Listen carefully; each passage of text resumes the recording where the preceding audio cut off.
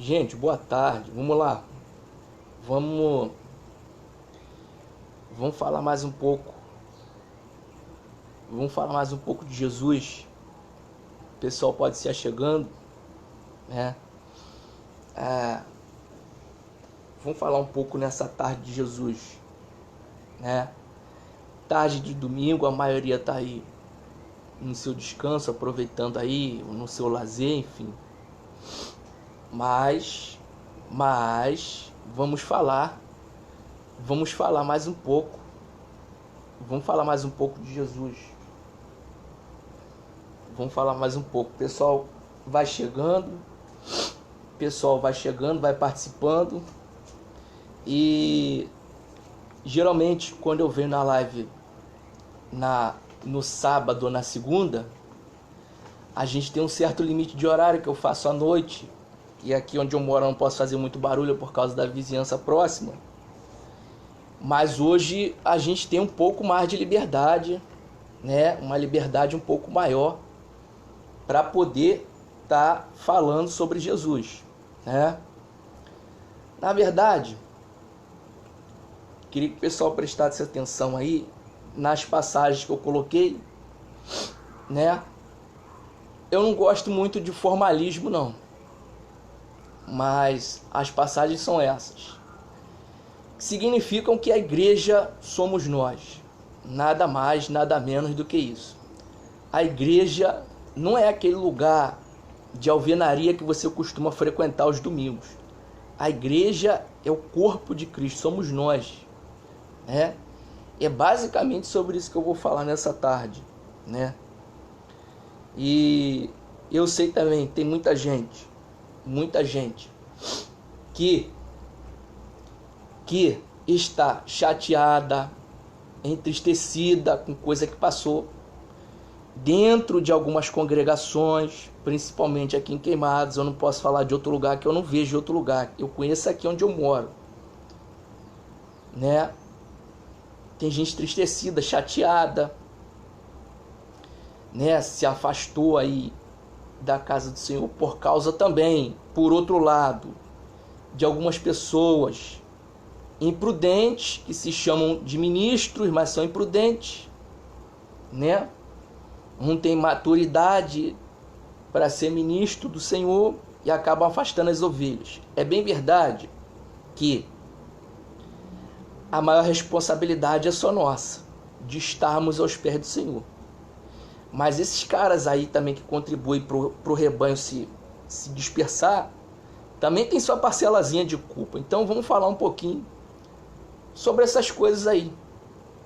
Sobre a igreja sermos nós sermos a igreja.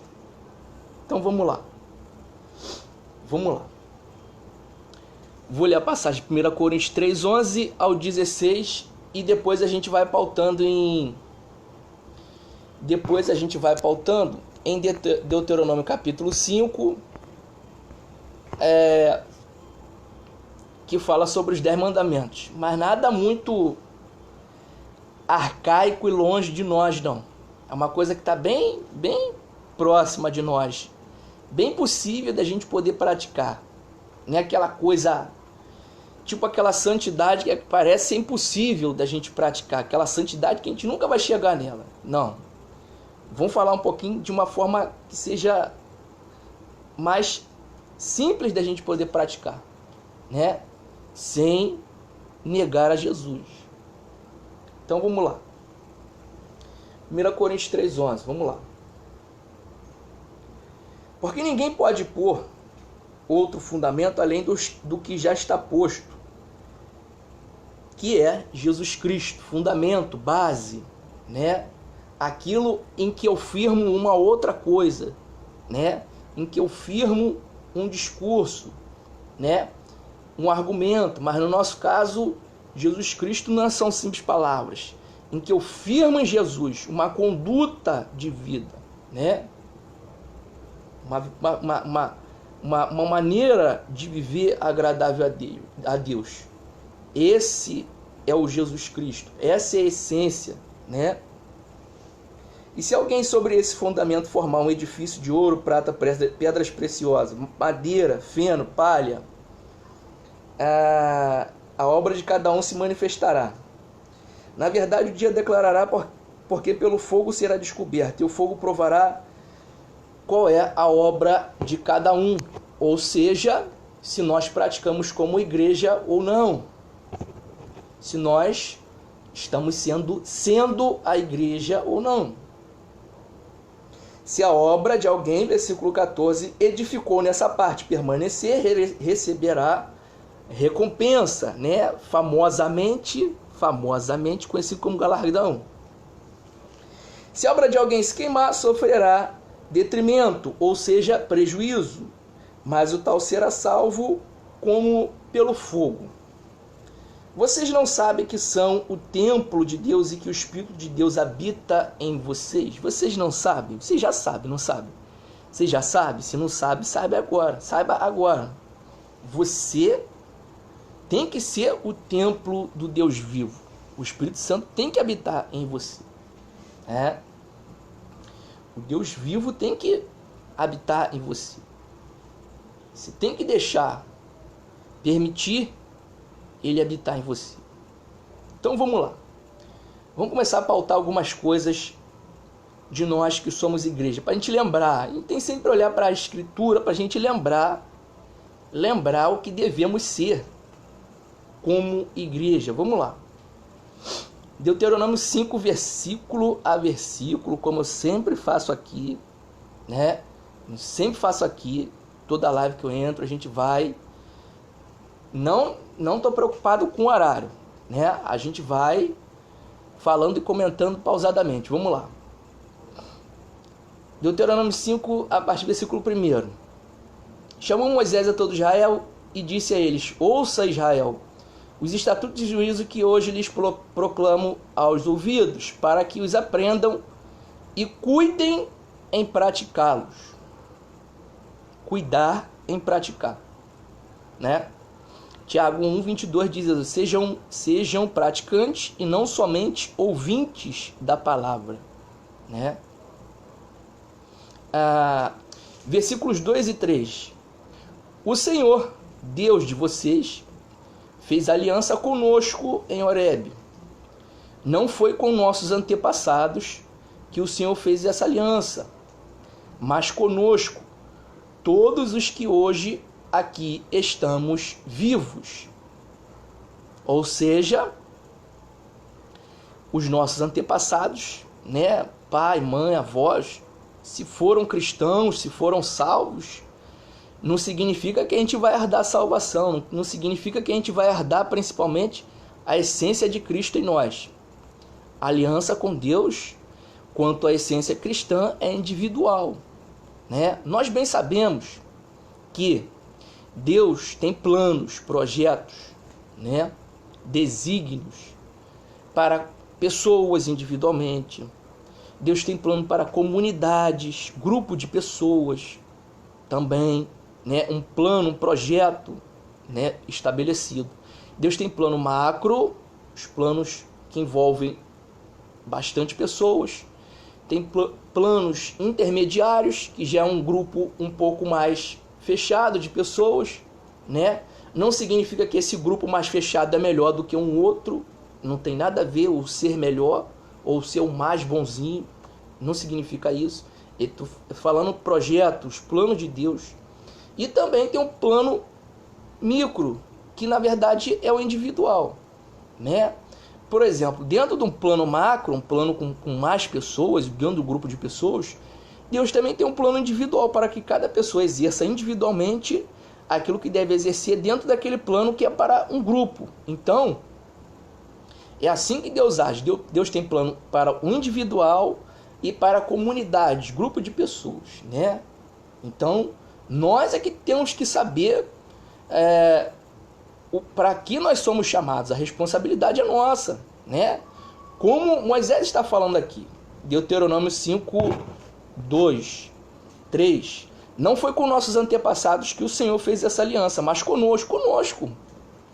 É com a gente. Essa geração é a nossa. Vamos lá. Salmo 24, vamos lá. Vamos lembrar para que Deus nos chamou. Salmo 24, vamos lá. Salmo 24, do 3 ao 6, só para uma palhinha. Quem subirá ao monte do Senhor, quem estará no seu lugar santo? Aquele que é limpo de mãos e puro de coração. Boa tarde, Denis. Boa tarde, estamos juntos. Aquele que é limpo de mãos e puro de coração, que não se entrega à sua alma vaidade, nem jura enganosamente.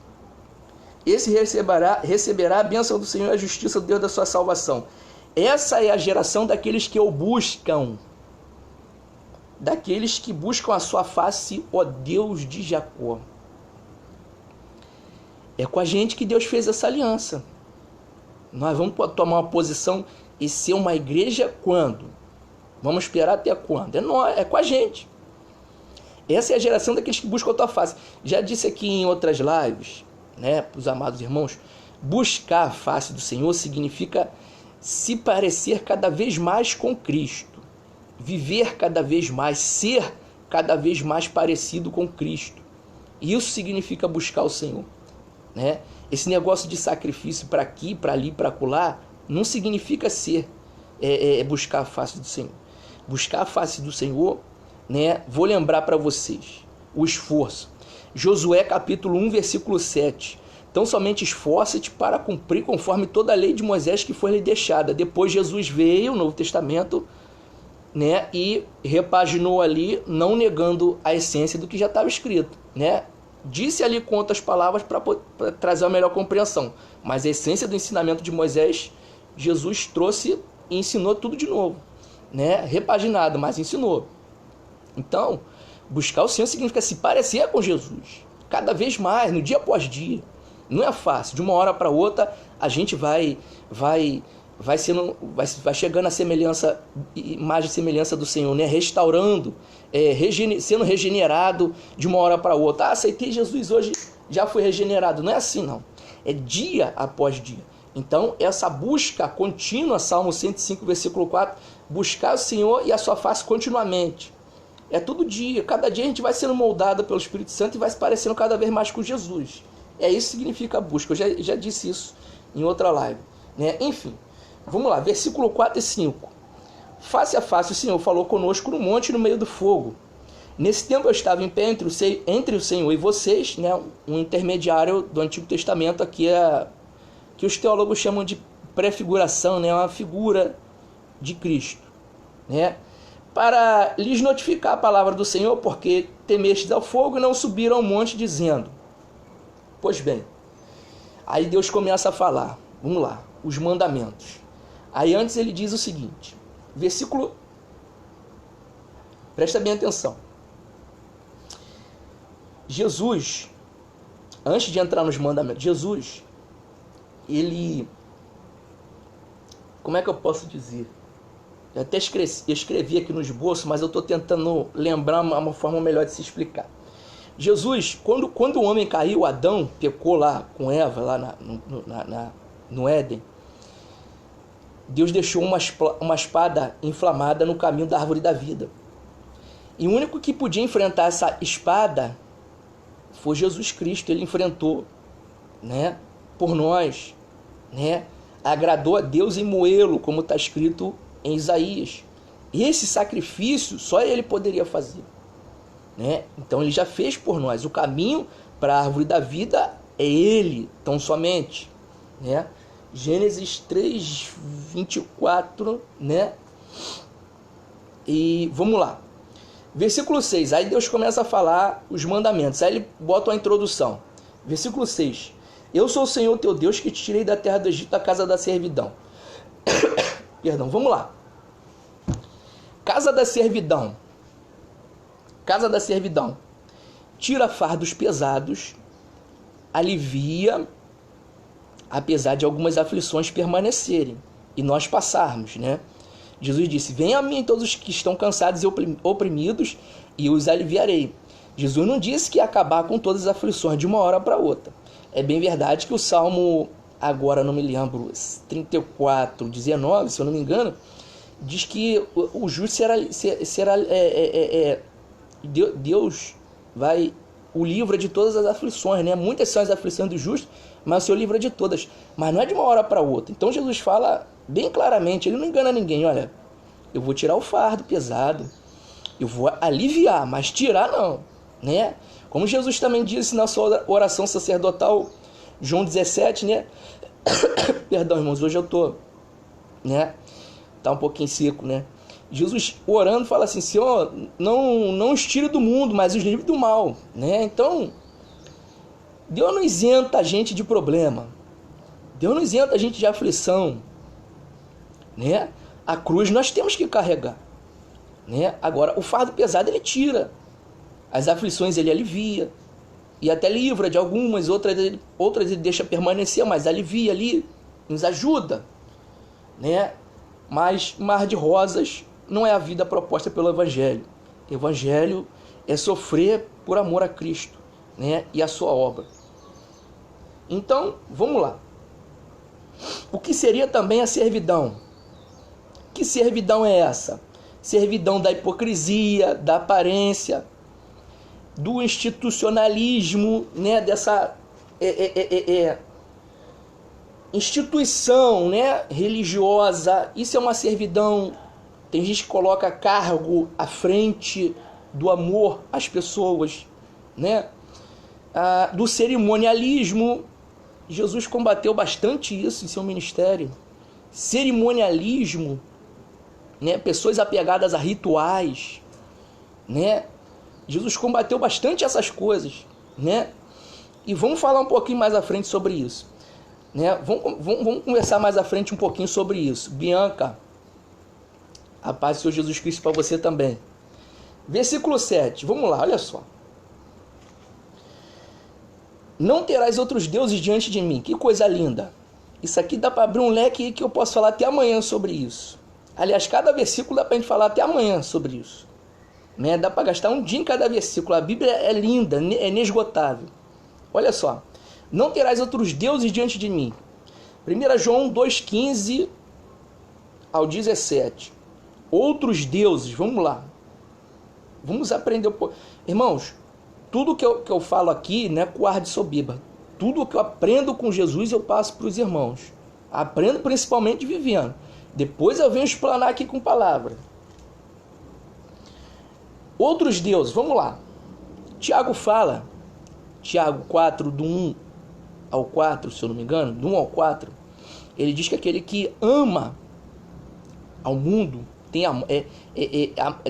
se constitui inimigo de Deus. O amigo do mundo está se constituindo inimigo de Deus. Então, os outros deuses seriam o quê? Vamos lá, 1 João 2, 15 ao 17, vamos lá. Não amem o mundo, nem o que há no mundo. Se alguém ama o mundo, o amor do Pai não está nele. Já começa por aí. Porque tudo que há no mundo, primeira coisa, a concupiscência da carne, né? Concupiscência da carne, vamos lá. Fraquezas não dominadas, pensamentos carnais, né? A mente que não é de Cristo, a mente carnal, né? Tudo isso, concupiscência da carne. E aí, se eu não agir com o fruto do Espírito, não tiver domínio próprio, eu vou manifestar isso em minha vida, em minha conduta, uma conduta carnal, né?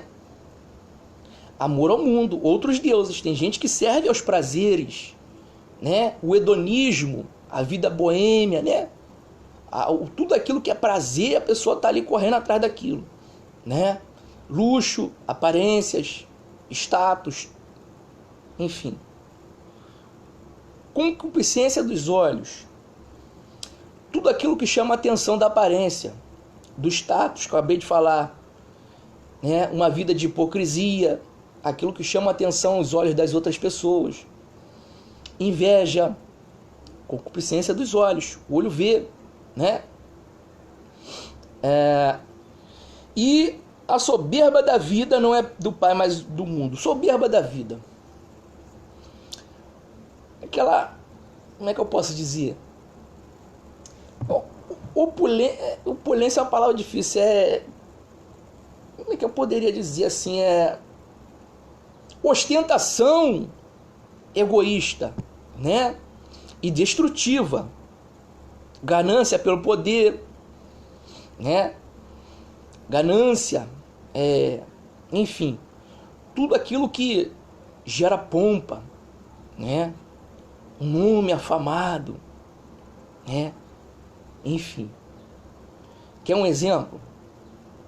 Quer um exemplo de soberba da vida que é destrutivo ao nosso próximo? Parábola do rico e Lázaro. O rico conhecia o Lázaro, sabia quem era Lázaro, vivia à porta da casa dele, com uma ferida que o cachorro ia lá lamber. Ele só lembrou do pobre Lázaro quando já estava lá no Hades, né? Ele foi para o inferno porque ele era rico? Não. É porque a sua riqueza, a sua opulência, a sua ostentação não era uma ostentação que trazia benefício ao próximo, né? Tanto é que quando ele chama Abraão para refrescar a língua dele com a água, né, na pontinha do dedo, Abraão responde para ele, ó, você teve tudo na sua vida, agora você está tendo atormentado aí, e Lázaro viveu só sofrendo, agora está sendo consolado aqui, né? Ele foi não porque ele era rico, mas porque ele era ímpio, impiedoso, ele não tinha compaixão, né? Ele só se lembrou disso depois que ele já estava ardendo no tormento eterno. E aí foi tarde demais, né? Enfim, resumo de outros deuses. Efésios capítulo 2, vamos lá. Efésios capítulo 2 diz o seguinte, um bom resumo para nós. Irmãos, eu não tenho tempo nem hora para sair daqui. É uma conversa que não é institucional, né? Não é institucional, não tem tempo de culto para eu terminar, né? Enfim, você pode ficar aí o tempo que você quiser. Se você quiser salvar e ver mais para frente, você pode também, como você quiser. É bom que esse recurso fica aí, o vídeo fica aí para quem quiser ver quando quiser ver, né? Mas eu não tenho hora para sair daqui, né? O que eu prefiro fazer agora é explicar o máximo possível, extrair o máximo possível. É claro que a gente não vai esgotar tudo aqui, que é inesgotável, né? Mas extrair o máximo possível para poder passar aquilo para vocês. Então vamos lá. E nos deu vida, estando vocês mortos em ofensas e pecados, em que em outro tempo andavam de acordo com o curso desse mundo. Esse sistema mau, impiedoso, que não tem misericórdia de ninguém, que ninguém tem pena de ninguém, só pensa em si mesmo. Esse é o curso do mundo. Esse é o curso em que você só pensa em si mesmo, né? Você não pensa no próximo. Você não tem amor próximo. Isso significa o curso do mundo, esse sistema mau que está aí, né? De acordo com o príncipe das potestades do ar. Quem é? O diabo, que não tem amor a ninguém. Do espírito que, ou seja, dele mesmo, que agora opera nos filhos da desobediência. Quem são? Essas pessoas que fazem mal aí ao próximo. Todas elas, filhos da desobediência. Por quê? Qual é a obediência aqui? Amar a Deus e ao próximo como a si mesmo, né? Entre os quais todos nós também antes andávamos, né? Fala a verdade. Tinha certa época que a gente andava aí e só pensava em nós mesmos. Andávamos no desejo da nossa carne. Vamos lá, elencando. Ele está elencando aqui, né? Dando exemplo. Andando no desejo da nossa carne, nossos próprios desejos, fazendo a vontade da carne, dos pensamentos. Tudo que vinha um pensamento fazia, né? É prazer, é aquela vida hedonista, né? Boêmia, como eu já disse aqui. Éramos, por natureza, filhos da ira como os outros também. E aí o grande problema é que o prazer de agora pode ser prejudicial ao próximo, tanto agora como depois. O nosso prazer de agora pode ser prejudicial também para nós mesmos, tanto agora como só depois, né? Tem gente que aí enche a cara no fumo aí, não está sentindo nada agora, mas lá para frente vai sentir. O problema é que faz mal para a saúde, é só isso, né? Eu não estou aqui para ficar apontando, esse aqui é pecado. Não, o problema é que está fazendo mal para você, né? Isso é o problema que faz mal para você, para a nossa saúde, né? Mas Deus, que é riquíssimo em misericórdia pelo seu muito amor que nos amou, estando nós ainda mortos em nossas ofensas, nos deu vida juntamente com Cristo. e pela graça somos salvos. É pela graça. Que coisa linda, né? Então,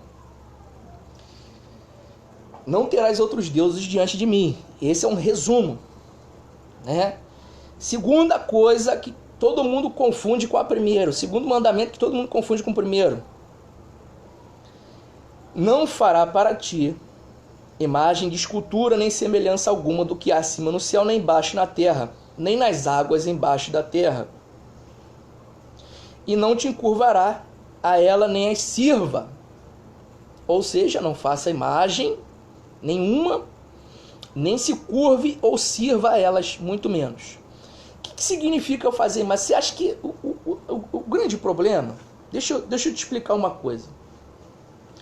O grande problema aqui é que essas pessoas aí que pegam a Bíblia para ler ao pé da letra, quando fala assim, não façam imagem, só pensa lá naquelas imagens lá de Aparecida, do santo isso, santo aquilo. Eles só sabem falar isso. Mas sabe o que significa essa imagem de escultura no sentido geral, amplo? A Bíblia é um livro que ele é generalista. Ele é amplo no seu sentido.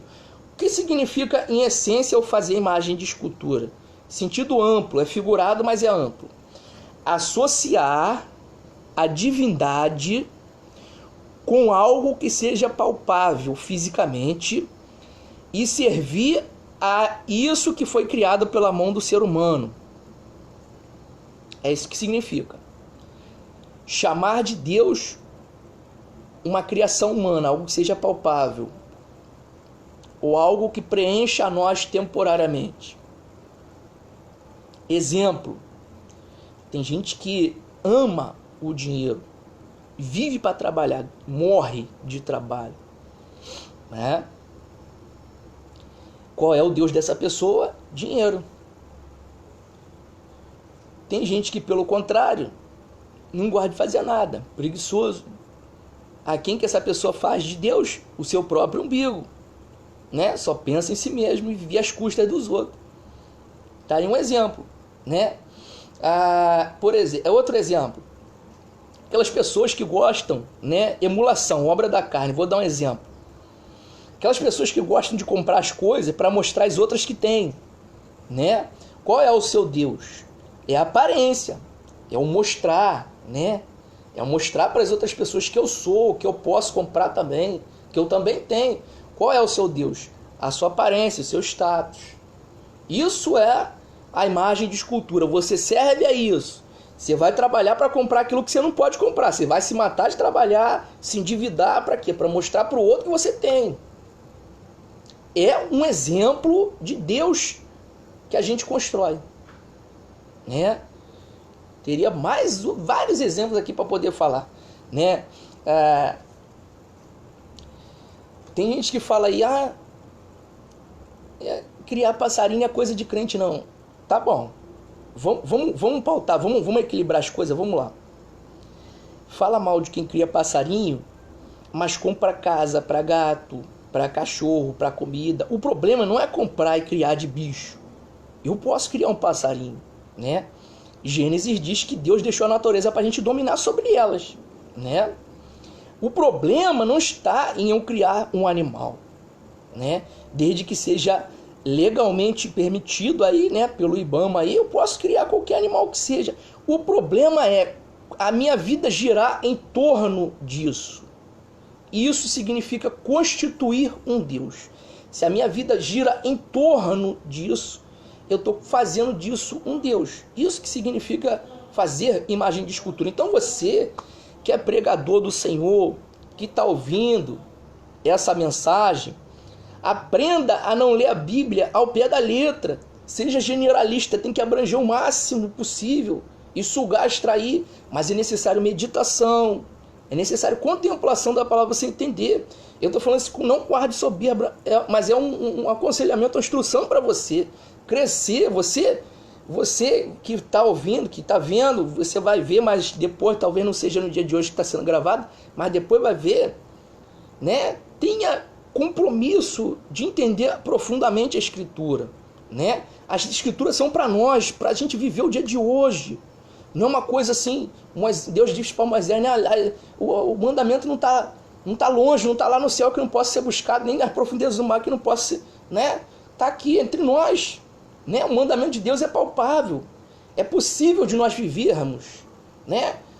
Então vamos viver essa verdade. E aí, fechando isso, não fará imagem de escultura. Vamos lá, resumão disso. 1 Pedro 2,9, vamos lá.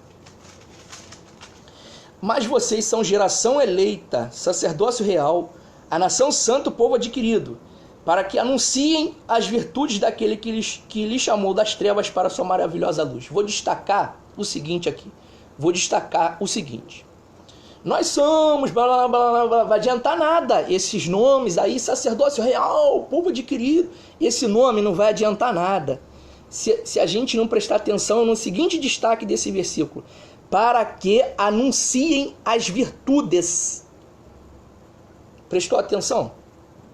Esses nomes, essa pompa, esse status, eu sou sacerdócio real, não vai adiantar nada se a gente não anunciar as virtudes.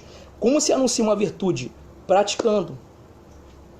É triste dizer isso para algumas pessoas que vão ver esse vídeo mais lá para frente, mas só se anuncia virtudes praticando a palavra. Eu dou até uma pausa aqui para a gente poder pensar profundamente sobre isso, né?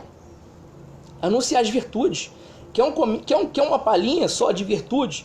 Dá uma volta aí em Gálatas 5:22, começa a praticar essas virtudes. Quer um outro exemplo? Vamos lá. 2 Pedro, aqui é 2 Pedro capítulo 1, do 3 ao 11. Dá uma voltinha nessas passagens aí, você vai entender o que eu estou falando sobre virtude. É que são passagens muito grandes, né? Mas Gálatas 5:22, famoso fruto do Espírito, né? Amor, paz, alegria, fé, mansidão, domínio próprio, paciência, longanimidade, né? E domínio próprio. Contra essas coisas não existe lei. Tá aí. São coisas palpáveis que dá pra gente viver, né? Enfim. Versículo 11.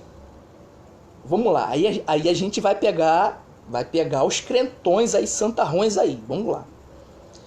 Não tome o nome do Senhor teu Deus em vão, pois o Senhor não deixará sem punição o que tomar o nome do Senhor em vão. Prestou atenção como é que é uma coisa delicada tomar o nome do Senhor? Porque o Senhor não deixará sem punição aquele que tomar o nome do Senhor em vão. Aí, vamos lá. Tomar o nome do Senhor não significa somente pronunciar com a boca, né? Tomar o nome do Senhor significa a pessoa se proclamar aquilo que não vive. Segura essa aí. Segurou? Vou ajeitar aqui rapidinho. Segura essa aí. Tomar o nome do Senhor é viver uma conduta hipócrita. É viver uma conduta fingida. É andar de paletó para cima e para baixo, carregando a Bíblia debaixo do braço e não praticar nada daquilo que está escrito ali, que Jesus não mostrou quando esteve em carne aqui na terra, né? E até hoje manifesta a quem crê nele, seja aquele que frequenta a igreja ou não, né? Enfim, vamos lá. Tomar o nome significa a essência de Cristo, né? Nós não podemos falar que nós somos aqui, como eu já citei, sacerdócio real, nação, geração eleita, se a gente não tiver a essência do amor de Cristo em nós. Não vai adiantar nada ficar falando. Vai ser a palavra vazia, né? Nós temos que ser honestos. Somos pecadores, somos falhos, né? Meus irmãos, mas nós podemos ser pessoas honradas em Cristo, né? Nós podemos rejeitar essa vida de aparência e viver uma vida sincera diante de Deus, né? Reconhecer que a gente tem falha, reconhecer que a gente tem fraqueza, sim, né? Igual Pedro falou, Senhor, eu nunca vou te trair. Aí foi lá e negou 3 vezes. Não tem que ter essa prepotência, essa arrogância. Nós somos pecadores, sim, reconhecer, né? Não sair por aí vendendo uma imagem de nós que nós não somos. Tomar o nome do Senhor em vão. Vamos lá. 2 Timóteo 2,19. Eu gosto de botar tudo dentro da palavra. Vamos lá. 2 Timóteo 2,19. Vamos lá. 19 ao 22. Mas o fundamento de Deus fica firme tendo este selo. Selo é aquilo que se coloca na antiga carta, né? Só podia ler os mais, eu estou ficando velho, só podia chegar a carta no destino se você colocasse ali o selo nela, né? Qual é o nosso selo? A essência de Cristo, né? Através do Espírito Santo que forja em nós, ele constrói em nós, ele regenera em nós a imagem do Senhor em nós, né? Por isso que nós temos que dar oportunidade para o Espírito Santo trabalhar em nós. Não pela força nem pela violência, mas pelo Espírito. Nós seremos regenerados, nós seremos novas criaturas, né? O fundamento de Deus fica firme tendo esse selo. O Senhor conhece os que são seus. Não adianta a gente fingir. Deus sabe quem é e quem não é. E qualquer que profere o nome de Cristo aparte-se da iniquidade. Uma das maiores... Tem vários tipos de iniquidade, né? Mas uma delas é o fingimento. Uma das maiores iniquidades que tem assolado aí, devastado a obra de Deus em muitas congregações, chama-se hipocrisia. Lamentável dizer e triste dizer isso. Tem muita gente desviada, afastada do caminho do Senhor, que se entristeceu por causa de hipocrisia daqueles que se dizem ministros do Senhor, quando na verdade não são, né? Triste dizer isso, mas essa é a realidade. Próximo, né? Número 1, não terá outros deuses. Depois, não fará imagem, né? Depois, não tomará o nome do Senhor em vão. Quarto, vamos lá. Guarde o dia de sábado para o santificar, como te ordenou o Senhor teu Deus. Vamos lá. Guardar o dia de sábado também não pode ser uma coisa ao pé da letra, né? Como alguns aí fazem, né? Eu estou falando do ponto de vista que eu creio. Guardar um dia específico, por exemplo, o sábado, né? Ou, por exemplo, o domingo é o dia do Senhor. Aí enche a boca para dizer. Aí o resto da semana faz um monte de coisa errada, né? Parece que é crente só no domingo, né? Guarde o dia do sábado para o santificar. Vamos lá. A essência disso, pela história bíblica e tudo mais, tudo que Cristo nos trouxe. Dia de descanso, sim, repouso. Não necessariamente o sábado. Vamos lá, para que serve? Para que serve? Para a manutenção da nossa saúde física, para a manutenção da nossa saúde mental. Protege contra abuso trabalhista, senão todo patrão queria que a gente trabalhasse aí fim de semana. Se não tivesse lei aí, ainda bem que Deus tocou no coração do homem para ter essa lei aí, porque senão... E tem alguns ainda que estão querendo arrancar disso, querem que a gente trabalhe aí, né? E não entende. Aí eu fico te perguntando, se for uma coisa ao pé da letra, né? Aí eu fico perguntando assim, quem trabalha à noite, né? Vai descansar que horas? E quem trabalha assim, tem comércio, às vezes trabalha fim de semana, vai descansar qual dia? Então, esse negócio de guardar sábado é pura hipocrisia, né? O descanso significa um equilíbrio, né? Um equilíbrio que nós temos que ter para guardar nossa saúde, para que não haja abuso, né? Não pode ser uma coisa legalista, religiosa, né? Ai, a minha religião... Vamos largar isso, gente. Vamos largar isso. Tem várias passagens aí de guardar dia, ano, enfim. Vamos largar esse negócio. Vamos largar isso. Isso não vale a pena, isso não vai adiantar de nada. Deixar de comer isso, deixar de comer aquilo.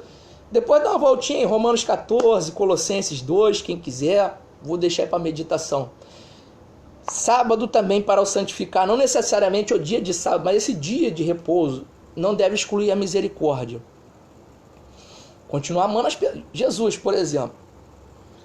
Curava no sábado lá, que os líderes religiosos, né?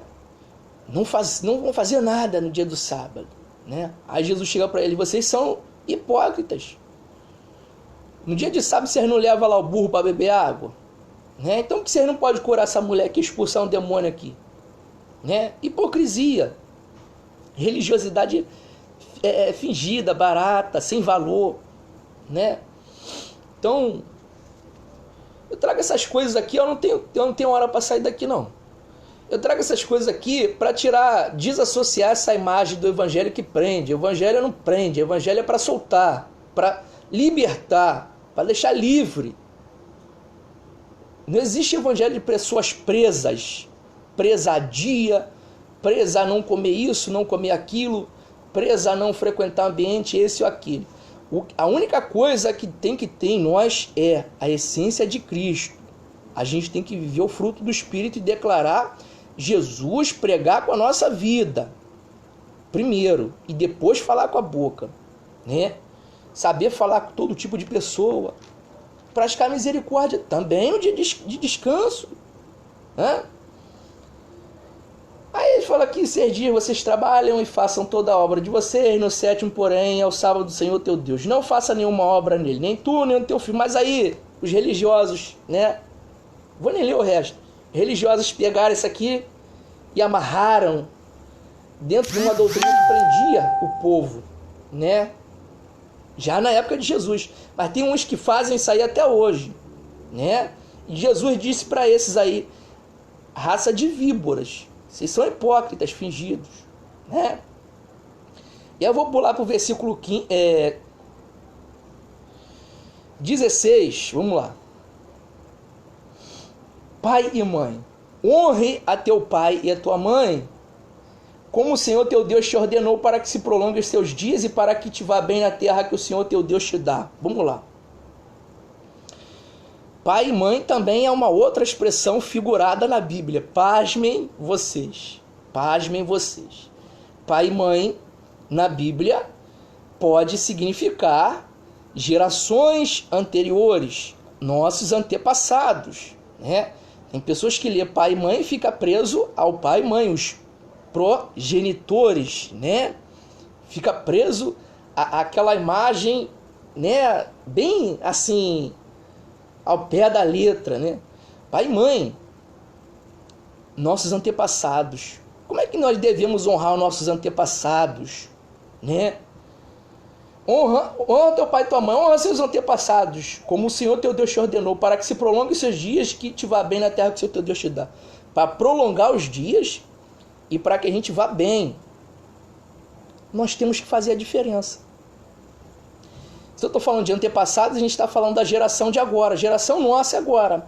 Nós que estamos aqui agora temos que honrar os nossos antepassados. Como? Fazendo a diferença, deixando um futuro melhor para os nossos semelhantes, né? Para que te vá bem, e assim diz, né? Para que te vá bem e prolongue os seus dias. Como é que eu vou bem? Na rua. Como é que eu vou bem se eu só nego um imposto aí? Como é que vai ter o dinheiro lá para a prefeitura fazer o serviço? Se o político não faz, é o problema dele, a responsabilidade dele que não está fazendo. Mas é a nossa diferença. O que a gente tem que deixar para a nossa posteridade, né? Fazer a diferença. Vamos lá.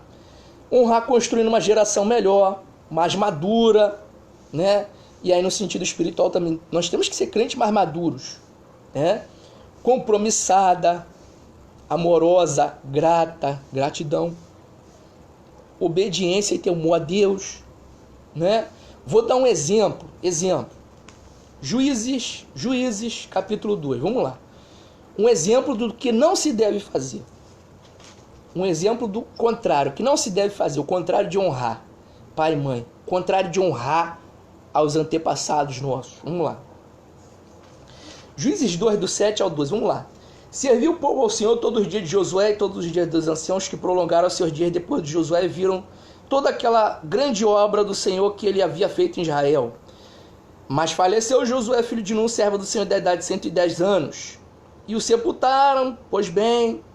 Aí versículo 10. E outra geração, do meio para frente. Versículo 10. E outra geração, após ele, se levantou, que não conhecia ao Senhor, conhecia, eu já disse que é ter relacionamento íntimo, não é só saber de Bíblia. Conhecer o Senhor significa relacionamento íntimo com Deus, né? Geração que não conhecia o Senhor, nem muito menos a obra que havia feito ao Israel. Quem é Israel? Salmo 73. Os limpos de coração, Israel verdadeiro, 73:1. Então fizeram os filhos de Israel, que era o que parecia mal aos olhos do Senhor, né? E serviram a outros deuses. E deixaram o Senhor Deus de seus pais, ou seja, de seus antepassados, que os havia tirado da terra do Egito. E seguiram outros deuses, dentre os deuses da gente que havia ao redor deles. Ou seja, falsas influências, amizades aí que influenciam mal essa geração, né? Pensamentos danosos à nossa sociedade. E se encurvaram a eles e provocaram a ira do Senhor. Olha o que está acontecendo aí na nossa geração. Está provocando a ira do Senhor. Olha um monte de calamidade está acontecendo aí, desastre natural, a violência se alastrando. Você acha que Deus está permitindo por quê? Você acha que Ele está contente? Nós temos que fazer a diferença, né? É por isso que eu faço essa live aqui. Eu não tenho tempo para sair daqui, né? Eu estou aqui para explanar aqui, igual o Esdras ficou de 6 horas da manhã até meio-dia. Eu não tenho hora não. Esse pessoal institucionalista aí, né, fica correndo para acabar o culto, para voltar para casa e não explica a palavra, fica enrolando o povo com abobrinha. Eu tô aqui para explicar o que Deus me ensinou a passar para você.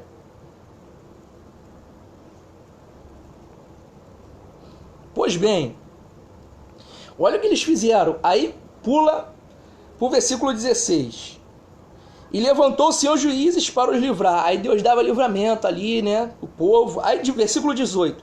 E quando o Senhor levantava os juízes, o Senhor era com o juiz, né? E os livrava das mãos de seus inimigos. Aí Deus dava um livramento, né? Todos os dias daquele juiz. Porque o Senhor se arrependia pelo seu gemido, por causa dos que os apertava e oprimia. Aí Deus tinha, né, aquela misericórdia lá, dava livramento. Porém, 19. Sucedia que, falecendo o juiz, tornavam-se corrompiam mais do que os seus antepassados. Morrendo o juiz, se corrompiam mais do que os seus antepassados. Andando de acordo com outros deuses, servindo e encurvando a eles. E nada deixavam das suas obras e do seu duro caminho. Qual geração nós estamos construindo para a nossa posteridade, para o nosso presente e para a nossa posteridade? Hein? Né? É o famoso ditado popular, quando os gatos saíam, o rato fazia festa. Deus levava alguém lá para ensinar, para doutrinar, para explicar, para cuidar. Depois que aquela pessoa morria, ingratidão. É o que muitos crentes têm feito aí, ó. Muitos crentes aí. Deus dá livramento em várias outras coisas. Ingratidão, falsidade, hipocrisia, né? Pois bem, próxima pauta, vamos lá. Versículo 17. Não matarás. Aí tem gente que acha que é só ir lá e matar a pessoa. Não, vamos explanar um pouquinho também. Não matarás, vamos lá. Primeira coisa, letra que mata, né? 2 Coríntios 3,6. Nós não podemos ser ministros da letra, né? Tem muito ministro aí que prega sem unção, não sabe nem o que está falando. Prega, fala, recita, faz curso disso, faz curso daquilo, faz faculdade e não consegue entender aquilo que cansa de ler. É triste. Mas eles, infelizmente, matam pessoas com isso que eles pregam. Por mais que seja a leitura da Bíblia, mas matam com a leitura da Bíblia, por incrível que pareça. Vamos lá. Eu não ia nem ler isso, mas já que a gente já arrebentou no tempo aqui, vamos lá. Ezequiel 13.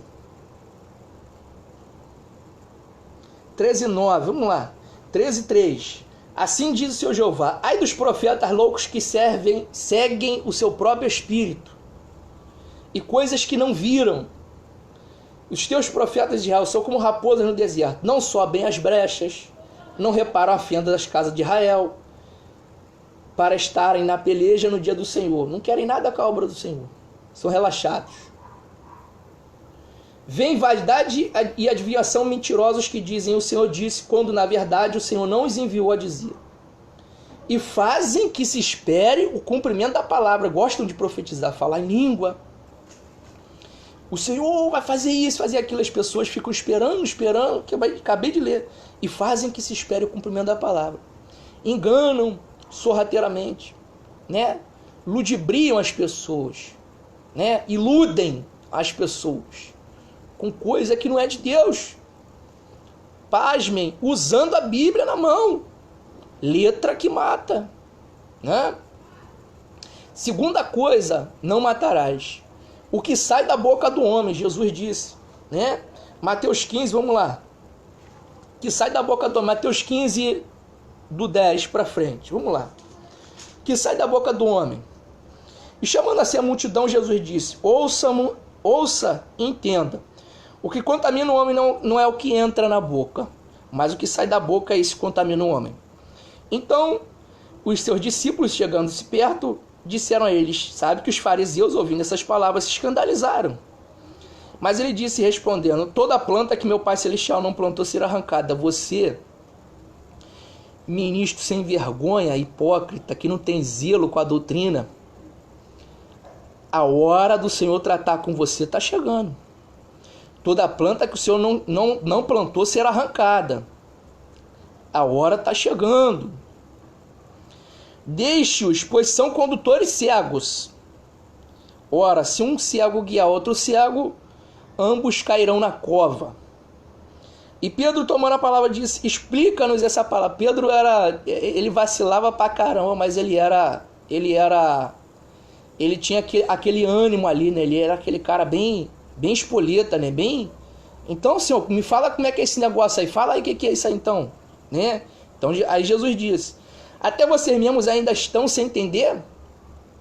Ainda não compreenderam que tudo que entra pela boca desce para o ventre e é lançado fora?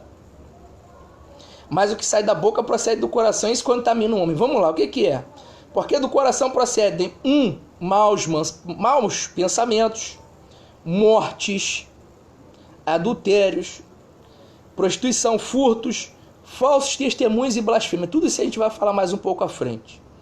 São essas coisas que contaminam o homem. Mas comecei a lavar a mão, isso não contamina o homem. Não matarás, Deuteronômio 5,17. Mandamento. Não é só matar de tirar a vida física, não. Né? Mata com palavra também. Né? Tem gente que mata sonho, tem gente que mata projeto, né? Tem gente que mata propósito, enfim. Né? É isso. Próxima. Versículo 18. Não adulterará. Tem gente que acha que isso aqui é só para casamento, mas também não é. Vamos lá. Aí eu procurei no Google o significado. Procurei no Google. Pasmem vocês. Procurei no Google o significado da palavra adulterar em português. Aí tem gente que vai falar. Tem gente aí que é teólogo, vai falar assim, mas a raiz no grego não é isso. Meu irmão, olha só. Vamos lá, o que significa adulterar? Vamos lá. Vou pautar tudo dentro da Bíblia para essas pessoas que vão ver mais à frente, depois não falar que eu estou pregando heresia aqui. Vamos lá. Adulterar significa, primeiro significado, introduzir alteração. Como? 1 Tessalonicenses capítulo 4, vou dar um exemplo. Introduzir alteração. Porque essa é a vontade de Deus, a santificação de vocês, que se abstenham da prostituição. Cada um de vocês saiba possuir o seu vaso em santificação e honra, não na paixão de concupiscência como os gentios, né, que não conhecem a Deus. Ele define aqui, né? Introduzir a alteração, sair da doutrina. Essa é a prostituição verdadeira, né? Que é um outro exemplo, dentro desse mesmo contexto, 1 Timóteo capítulo 4, versículo 1 e 2. Mas o Espírito expressamente diz que nos últimos tempos apostatarão alguns da fé, dando ouvidos a espíritos enganadores e a doutrinas de demônios, E pasmem, tem alguns desses em púlpitos de congregações de igreja com demônio pregando essas doutrinas.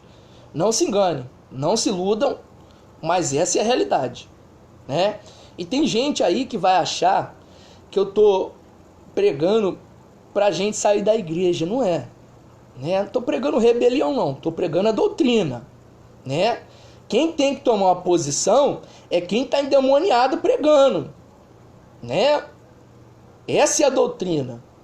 Antes de falar que eu sou herege, estou pregando besteira aqui, quem tem que tomar uma posição é quem está pregando doutrina de demônio. Eu estou expondo a palavra. Pela hipocrisia de homens que falam mentira, tendo cauterizado a sua própria consciência. Se elas têm cauterizado a própria consciência, como é que elas vão entender as profundezas de Deus? Como é que elas vão ter a mente de Cristo se elas têm a mente cauterizada? Como é que vão ser chamadas pessoas espirituais se têm a mente cauterizada? Né? Fica difícil, né? Então, introduzir alteração.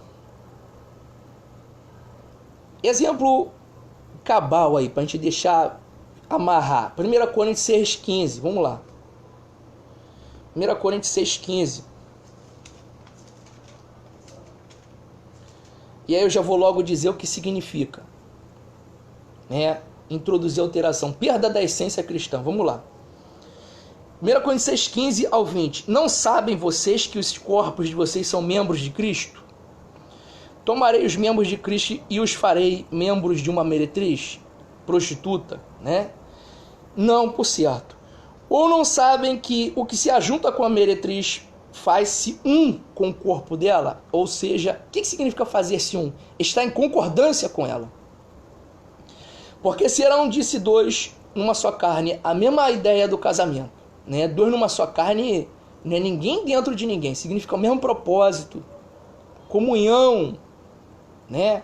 De propósito, tanto do casal, né? Quanto do individual. Tem gente que acha que casa, né? E o individual some. Não, o individual continua, mas temos os propósitos dos mesmos dois sendo uma só carne. Os dois têm um propósito único, né? Como um casal, tem seus propósitos individuais, sem um atrapalhar o outro, né? Já vou chegar lá. Mas o que se ajunta com o Senhor é um mesmo espírito. Fujam da prostituição. Todo pecado que o homem comete é fora do seu corpo, mas o que se prostitui peca contra seu próprio corpo. Ou vocês não sabem que o nosso corpo é templo do Espírito Santo. O templo somos nós, que habita em vocês, proveniente de Deus, e que vocês não são de vocês mesmos, né? Porque vocês foram comprados por bom preço. Que bom preço? O preço do sacrifício de Jesus na cruz. Glorifiquem a Deus no corpo de vocês e em seus espíritos que pertencem a Deus.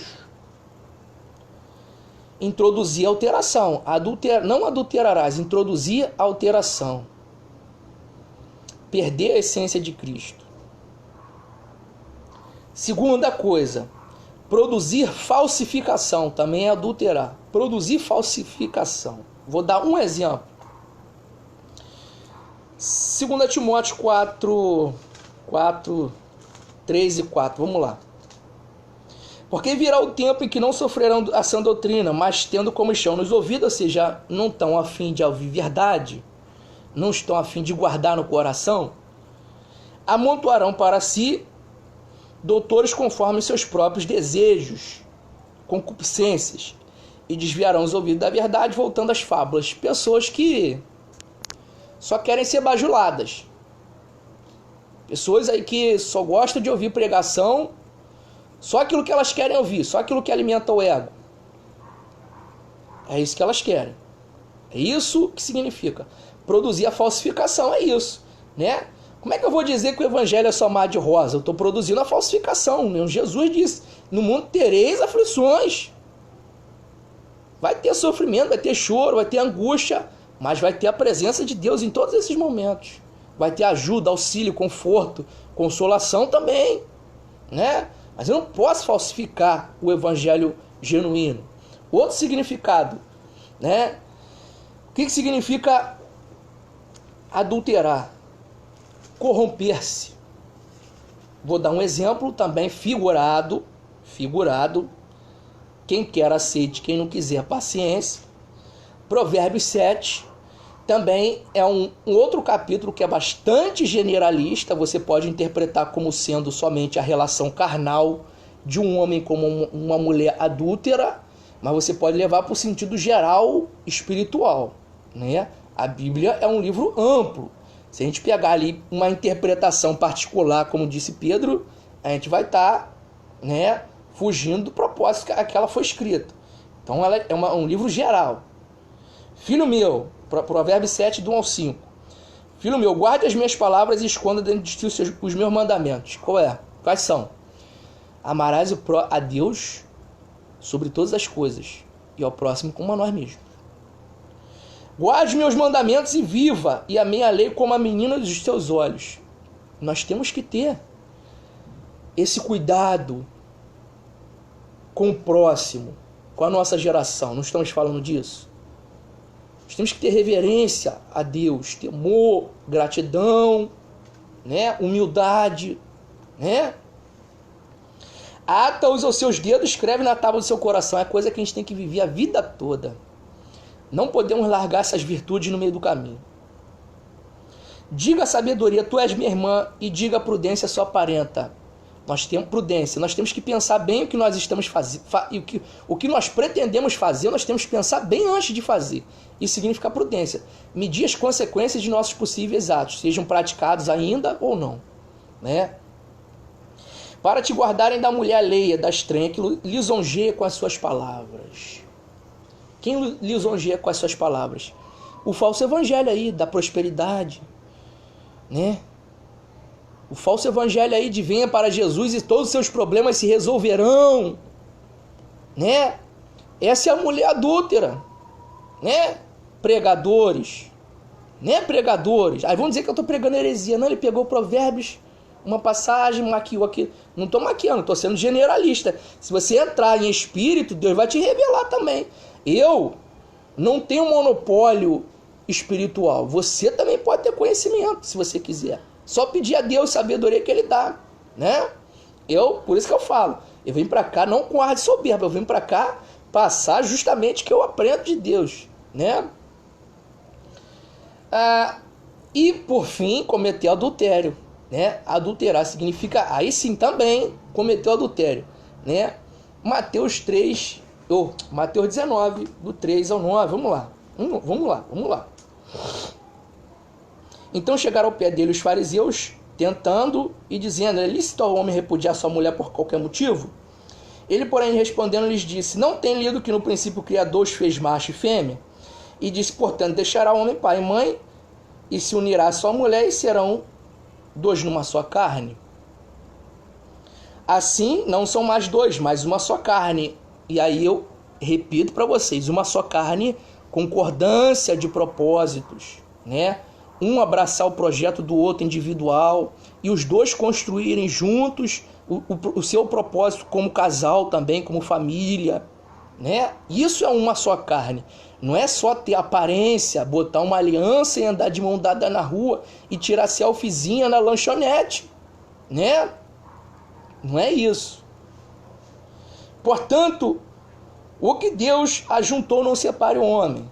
Vamos lá.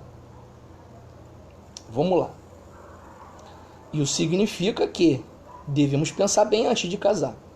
Que só Deus separa o homem. Só Deus separa, né? Não está escrito isso que você acabou de ler. Você está introduzindo isso. Não estou introduzindo. Leia de novo. O que Deus ajuntou não separe o homem. Mas Deus pode fazer o que Ele quiser, como Ele bem quiser. Disseram-lhe eles, então, por que mandou Moisés dar-lhe carta de divórcio e repudiá-la? Por que lei de Moisés para o divórcio? Deuteronômio 24, não vou nem ler. Né? Deuteronômio 24, do 1 ao 4, depois você lê quem quiser. E respondeu Jesus, Moisés, por causa da dureza do coração de vocês, lhes permitiu repudiar a mulher de vocês, mas ao princípio não foi assim. Que princípio é esse? Antes da queda do homem, que a gente não tinha essa falha, né? essa chaga mortal chamada pecado, né?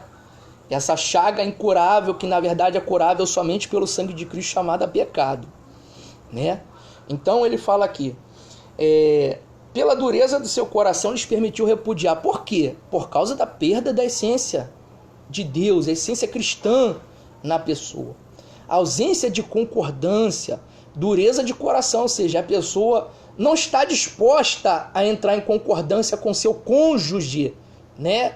Amós 3,3 diz assim, é uma pergunta retórica, né? Andarão dois juntos se não houver acordo, né? Então, quando diz assim, pela dureza do seu coração, quer dizer o quê? Ele permitiu o divórcio por quê? Quando não há mais aquela concordância, não há mais aquele propósito dos dois junto ali, aquela concordância de propósito, como casal, como família, aí fica difícil manter o casamento, né? Eu lhes digo, porém, aí esse porém é o seguinte, para o casamento não virar uma sem vergonhice, né? Ah, eu casei, não deu certo uma vez, 2, 3, 5, 10, aí fica complicado, né? Uma vez, sei lá, não estou pregando aqui também heresia, dizendo que você deve casar para separar. Ninguém casa para separar, mas acontece, né? Eu lhe digo, porém, que qualquer que repudiar sua mulher, não sendo por causa de prostituição, que prostituição é essa? Perda da essência cristã, perda da essência de Cristo, né?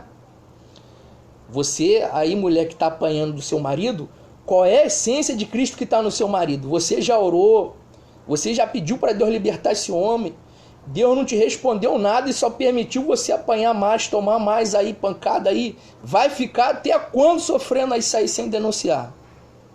Você acha que Deus quer que você fique nesse casamento, nessa prisão que você está? Né? E você também, um homem que você tem o seu chamado aí com o seu, você vai ficar agarrado aí com essa mulher que não quer nada com a hora do Brasil também? Né? Não quer nada com a voz de Deus, né? Tá dura com o Espírito Santo, né? Vai ficar até quanto tempo aí com essa pessoa tá atrapalhando seu chamado? Vamos lembrar? Aí tem gente que vai falar assim, o propósito de Deus para a nossa vida não pode ser maior do que a nossa família. Presta bem atenção. Deus chamou Abraão sozinho. Ele levou a parentela, ele levou a esposa e mais alguns parentes, só deu problema para ele. Porque era um propósito naquele momento e só ele ir lá ver a terra que Deus preparou. Mas ele resolveu levar, trouxe problema, né? Teve que ir lá em Sodoma e Gomorra buscar Ló. Olha o problema, né? Que ele caçou para ele. Tem vários outros exemplos bíblicos aí, né? Mas em essência, essa prostituição que permite o casamento terminar, essa prostituição significa perda da essência cristã. Não significa somente a traição com outra pessoa, né? A traição com outra pessoa é uma das várias manifestações da perda da essência cristã. É por isso que eu não gosto dessa coisa da letra que mata. Tem muita gente vivendo casamento fingido aí de aparência, vivendo prisão aí, né? Acumulando doença, depressão. Por quê? Porque, vou botar aqui entre aspas, Deus falou, Deus, a boca cheia, Deus falou que se não trair com outra mulher não pode separar. Tá bom. Então, se você quer ficar com essa doença até você morrer aí, e o seu cônjuge sem vergonha tá aí, vai ficar aí na terra e você vai morrer com esse casamento hipócrita aí. Se você quiser, você pode ficar. Mas peça direção a Deus antes de tomar qualquer atitude. Estou falando aqui no sentido geral, para iluminar você, né? Para que o propósito de Deus na sua vida não fique parado por causa de um casamento em que o outro que está com você perdeu a essência cristã. É triste dizer que tem muita gente que sustenta que o adultério é somente a traição, a prostituição, nessa prostituição que permite o divórcio é somente a traição. Não é não, é perda da essência cristã. É possível perder? É possível perder, né? Então é isso que significa, é tudo isso que eu estou construindo aqui com vocês. Por fim, furtar, né? Versículo 19, não furtarás. O que significa? Vamos lá, vou falar aqui bem rapidamente. A gente já estourou, extrapolou o tempo, vamos lá. Se apossar de coisas alheias, agir como ladrão ou ser ladrão, né? Agir como, ou seja, uma vez só, furtar, ou ser, ou seja, reincidentemente, né? Essa conduta, agir, ser um ladrão. Outra, se passar por verdadeiro, aparentar veracidade. Outra, agir ardilosamente, furtar. Outra coisa, para terminar, fugir à responsabilidade. Quanto crente tem por aí também furtando, fugindo da sua responsabilidade. Também significa isso. Penúltima, na verdade. Não dirá falso testemunho contra seu próximo. Falso testemunho, vamos lá. 1 Timóteo 3,15. Isso aqui é para acabar com alguns aí. Vamos lá. Com alguns pensamentos aí que... 1 Timóteo 3,15. Vou pegar lá do meio. Para que saibas como convém andar na casa de Deus, que é a igreja do Deus vivo, a coluna e firmeza da verdade. Testemunho. Estamos vivendo a verdade ou estamos vivendo um fingimento? Falso testemunho. Não dirá falso testemunho contra seu próximo, né? Vou lá na tua casa fazer uma oraçãozinha, né? Mulher solteira, eu vou lá na tua casa fazer uma oraçãozinha quando vê, né? Precisa completar, né? Né? Varão de Deus, né? Precisa completar, né? A mulher também, varoa do Senhor, chama lá o irmão, né? Né, a varoa do Senhor, precisa completar pro monte, chama pro monte, né? Precisa completar o raciocínio? Não precisa, né? Então, coluna e firmeza da verdade, né? Será que nós estamos vivendo esse evangelho da verdade, né? As irmãs aí com roupões aí, mas será que tem algum fogo estranho debaixo desse vestido aí? Pensa. E você também, varão do Senhor aí, vestindo esses paletó bem trajado. Será que não tem um fogo estranho aí no meio dessas pernas, não? Né? É esse português bem claro que eu prego aqui. É esse português bem claro, né? Neemias 8:8, né? Anunciando, explanando, explicando de tal forma que lendo se entendesse. Você tem que entender o que eu estou falando. Então tem que falar nesse português claro, que eu não posso falar no púlpito de certas igrejas, mas aqui na live eu posso falar, né? Então é isso aí. É viver a verdade. Segunda coisa, 1 João 5 do 10 ao 12. Essa aqui é maravilhosa. Essa aqui é maravilhosa. Testemunho. Quem crê no Filho de Deus em si mesmo tem o testemunho. Quem em Deus não crê, faz ele de mentiroso, porque não creu no testemunho que Deus deu de seu Filho. E o testemunho é esse, que Deus nos deu a vida eterna. E essa vida eterna está em seu Filho. Quem tem o Filho tem a vida, quem não tem o Filho de Deus não tem a vida. Tem gente que acha que serve a Jesus. Tem gente que acha que é cristão. E eu queria perguntar qual o testemunho de você que se diz cristão e ama mais o templo do que as pessoas. Eu te pergunto a você que se diz cristão, ama mais a vestimenta, a pompa de ministério, a carteira de ministério, honra mais o fato de ser consagrado isso ou aquilo, do que ama as pessoas. Falso testemunho, né? Tá dizendo como? Com a boca? Não, com as suas atitudes.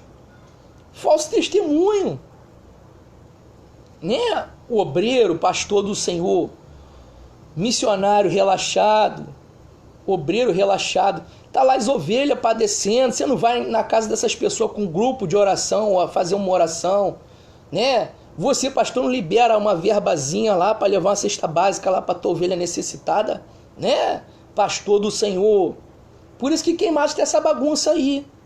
Por isso tem muita gente que não quer ir para a igreja. Por quê? Porque vocês que estão no poder que vocês construíram aí, dessa redomazinha aí, né, de câmaras fechadas, que eu não posso falar aqui por motivos legais, eu não posso falar o nome desses lugarzinho fechado, mas você, né, hipócrita, religioso queimadense, ama mais do que as suas ovelhas.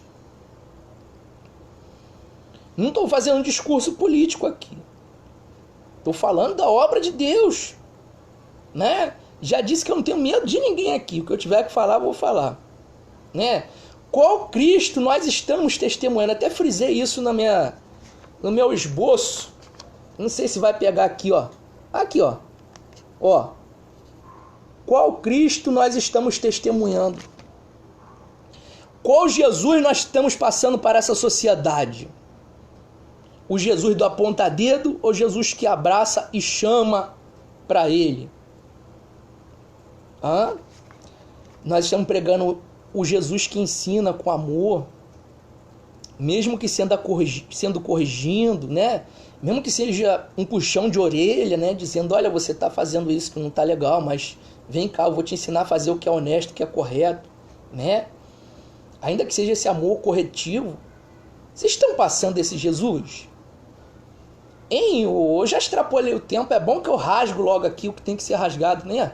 Porque é um canal que eu tenho, fazer essa live aqui, chamar a atenção dessas autoridades religiosas aí, né?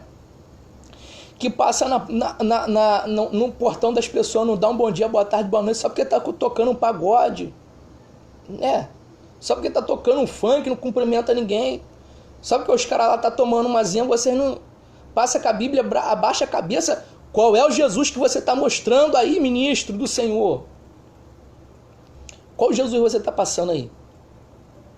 E para fechar, versículo 21. Não cobice a mulher do teu próximo. Não deseje a casa do teu próximo, nem o seu campo, nem o seu servo, nem a sua serva, nem o seu boi, nem o seu jumento, nem coisa alguma. O resumo do versículo 21. Não cobice qualquer coisa que seja do seu próximo. E cobiçar, a cobiça em alguns casos ela gera inveja, a cobiça em outros casos gera violência, né? A pessoa faz de tudo para ter aquilo ali, gera morte, assassinato. Cobiça é perniciosa, né? E aí eu vou fechar aqui, trazendo uma passagem, né? Cobiça, onde é que está nosso coração? Vamos lá. Lucas 12, vamos lá. Vamos. Palavra, vamos lá. Palavra tudo, vamos lá. Um exemplo.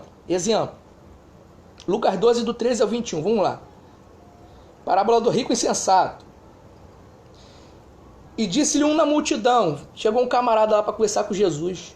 Mestre, fala para o meu irmão. Eu vou parafrasear aqui, mas sem fugir do sentido. Mestre, fala para o meu irmão repartir comigo a herança. Aí Jesus responde para ele: homem, quem me pôs a mim por juiz ou repartidor entre vocês? Ou seja, aí Jesus responde para ele assim: o que eu tenho a ver com a herança de vocês? Né? O cara chega lá e fala: ô Jesus, fala para o meu irmão repartir a herança comigo. Aí Jesus fala: o que eu tenho a ver com a herança de vocês? O que eu tenho que me meter com isso? Aí ele começa a ensinar, vamos lá. E disse a eles: acautelai-vos, ou seja, preste atenção, né? E guardem-se, ou seja, e preste atenção e cuidem, para que não sejam avarentos. Porque a vida de qualquer pessoa não consiste naquilo que ela possui. A vida de qualquer pessoa não consiste da abundância daquilo que ela possui. Uma pessoa não é aquilo que ela tem. Muito contrário desse mundo, o que esse mundo aí prega. O que esse mundo prega? Que o que a gente tem, né? Não. Jesus disse retamente para você e para mim. A vida de qualquer pessoa não consiste na abundância dos bens que ela possui. eu não sou, nem você é aquilo que eu possuo, nem o que você possui, né? Eu não sou aquilo que eu tenho, nem você é aquilo que você tem. E propôs a eles uma parábola dizendo: a herdade, né, a herança de um homem rico tinha produzido com abundância. Ele pensava consigo mesmo dizendo: o que eu farei? O que eu vou fazer? Não tenho onde recolher os meus frutos, e disse: vou fazer então o seguinte: vou derrubar os meus celeiros e edificar outros maiores. E ali vou recolher todas as minhas novidades, seja as colheitas e os meus bens. E vou dizer à minha alma: alma, tem em depósito muitos bens para muitos anos. Descansa, come e folga. Mas Deus lhe disse: louco, essa noite te pedirão a sua alma. E o que tem preparado para quem será? Assim é aquele que para si junta tesouros e não é rico para com Deus. Louco, essa noite te pedirão a sua alma. O que tens preparado? Assim é todo aquele que ajunta tesouros para si, mas não é rico para com Deus. Qual é a riqueza nossa? Já disse lá no começo: fruto do Espírito. Essas virtudes, né? 2 Pedro, capítulo 1, versículo 3 a 11. Gálatas 5, 22 a 23. Tudo isso aí são essas virtudes. Esse é o que é de valor que a gente tem que guardar, né? Outra está lá em 2 Timóteo, aqui, se eu não me engano, né? Só para não perder aqui a referência. Aí ele fala assim para Timóteo, 2 Timóteo 1,14: guarda o bom depósito pelo Espírito Santo que habita em vocês. Guardar o Espírito Santo, é isso aí que é o nosso valor, né? Enfim, aí para fechar sobre não cobice, Mateus 6, do 19 ao 21. Palavra bastante conhecida também, né? Que alguns aí falam bastante, sem nem saber o que estão falando, mas vamos lá. Não ajuntem tesouros na terra, onde a traça e a ferrugem tudo consomem, e onde os ladrões minam e roubam, mas ajuntem tesouros no céu, onde nem a traça nem a ferrugem consomem, e onde os ladrões não minam nem roubam. Porque onde estiver o coração, onde estiver o tesouro de vocês, aí também estará seus corações. Uma coisa que eu aprendi com o ditado popular dentro da minha família, particularmente, né? Minha falecida avó dizia que o que a gente leva dessa vida é a vida que a gente leva. A vida de Jesus nós temos que levar, né? É essa herança que nós vamos ter. Se nós vivermos Jesus, se nós sermos como Cristo foi, parecidos com Ele, em amor, em sinceridade de coração, em mansidão de coração, nós herdaremos o céu. Agora, se nós vivermos de hipocrisia, nós não herdaremos o céu. Essa é a realidade, né? Conduta, vida, prática, é isso que Deus quer de nós. Trouxe essa miscelânea de hoje para a gente dar uma meditada. Já avancei muito no tempo, muito, né? Quase 1h30 falando aqui, mas eu espero que você seja abençoado com essa palavra. Eu espero que você tenha sido edificado com essa palavra. Se você pegou pelo meio do caminho, volte ao começo, no tempo que você puder. Aqui do meu lado, eu não sei agora qual lado, aqui do meu lado direito da publicação, que vai aparecer acima, na parte branca da tela que fica lá, depois que eu encerrar a live, tem 3 pontinhos, você pode ir lá e salvar a publicação e ver ou rever quando você quiser, quando você puder, com mais calma, com mais paciência, com mais atenção, né? Ou pegar alguma coisa que você perdeu pelo meio do caminho, enfim. Então é isso, né? Que você fique na paz. Eu espero que tenha contribuído de alguma forma para a sua vida. Compartilha aí, eu não quero ganhar like, mas para as pessoas serem edificadas. Tirar esse pensamento mesquinho da palavra de Deus, né? Aceite ela como ela é. Não tenta mascarar. Busca a revelação que o Espírito Santo te der para ensinar, né? O que ele te ensinar, isso você pregue a partir do que está pautado nas Escrituras e o que o Espírito Santo te revela sobre essas Escrituras. Pregue vivendo primeiramente, depois você anuncia com as suas palavras. Então, que Deus te abençoe. Que Queimados seja uma cidade restaurada, de pessoas sinceras e íntegras, não fingidas. Que Queimados seja um celeiro fiel e verdadeiro de evangélicos. Retorne a si. Está sendo assolada por causa do fingimento de muitos. Deus está permitindo. Mas é tempo da gente voltar. Dá tempo ainda. É tempo e ainda dá tempo. Nós ainda temos essa oportunidade. Volta hoje para a casa do Senhor. Você que se afastou, que se entristeceu, volta hoje. Né? Alguns cultos vão começar aí por volta das 7 da noite. Vai lá, se arruma, vai a algum lugar que você não tenha ido antes. Procura uma outra casa. Se você não foi feliz num lugar, vai para outro. Conhece outro. Né? Esquece o que passou. Né? Esquece o que passou. Segue daqui para frente a sua caminhada. É você e Jesus. É você e Jesus. De agora em diante. Esquece o erro dos outros. Né? Esquece o que te falaram lá atrás. Esquece de profecias enganosas.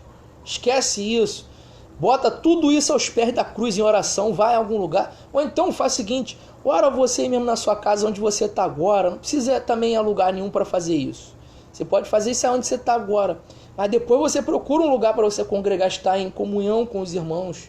Né? É lá que a gente é edificado na fé, consolado e exortado também. Né? Enfim, tem pessoas honradas. São poucas, mas tem pessoas honradas e fiéis na casa do Senhor. Então, Deus abençoe você, Deus abençoe a sua família. E repassa aí o quanto você quiser e puder para os demais aí. A publicação tá como a privacidade, né, pública, tá aberto o vídeo para vocês publicarem e repassarem. Não precisa nem dar like não, eu quero que a mensagem seja ouvida. É isso que Deus quer. Deus abençoe a todos, uma boa tarde, boa noite para todos em nome de Jesus.